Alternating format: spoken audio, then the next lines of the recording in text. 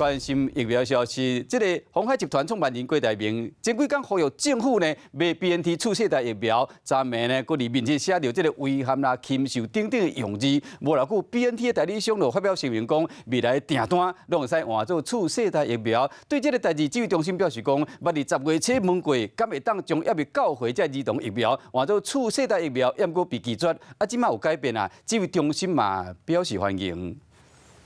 我也没有对号入座。讲到红暗时是禽兽，卫福部长施瑞元笑甲真压抑。鸿海集团创办人郭台铭和政府爱买 BNT 次世代疫苗，搁伫面册写遗憾禽兽失落的用语，这段话嘛引起外界讨论。20号暗时 ，BNT 代理商和陈医药嘛发声明讲，未来订单拢会当换做次世代疫苗。针对这件代志，指挥中心讲，捌伫10月初7问 BNT 和和陈公司，问讲敢会当甲约9岁110万剂儿童剂型疫苗，全部拢换做次世代疫苗儿童剂型，爽拒绝。即马所等喙讲，指挥中心嘛真欢迎。这不是像说国家政策要转弯就比较困难一点，那这个生意人他做这种的转变，这个是会非常有弹性的。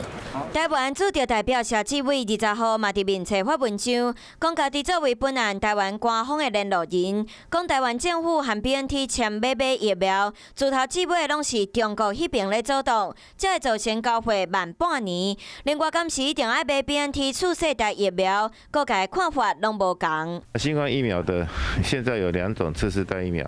它的效果跟副作用也差不多，好，所以大概2个疫苗的效果相当的话，我们就不会说一定非要哪一种疫苗一定要进来台湾不可。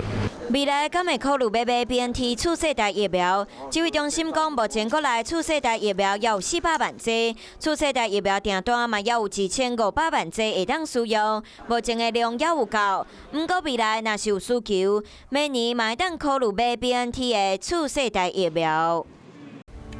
我是陈雅玲，想要跟我一起从零掌握天下事吗？赶紧按下华视新闻 YouTube 频道的订阅按钮，开启小铃铛，跟我一起探讨公共议题，给您最专业的华视新闻。